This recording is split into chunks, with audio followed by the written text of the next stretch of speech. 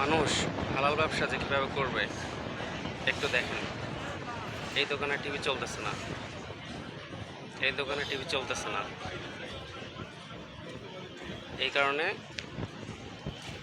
Customer এই দোকানে আছে একজন, এই দোকানে আছে দুইজন, কিন্তু সামনে একটা দোকানে খেলা চলতেছে। একটু দেখেন, লোকের ভিড়, বাইরে লোকজন দাঁড়ায় আছে, ভিতরে জায়গা নাই, এত লোকজন কি হচ্ছে একটু দেখি আমরা।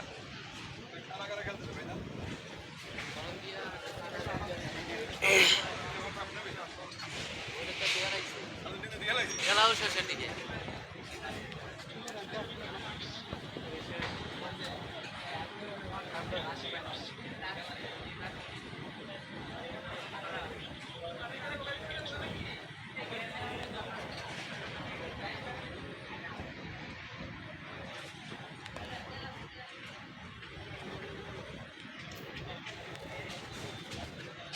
সরি ভাই, আছে।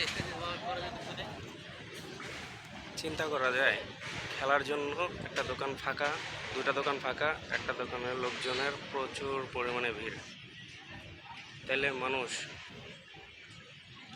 কিভাবে ব্যবসা বাণিজ্য করবে?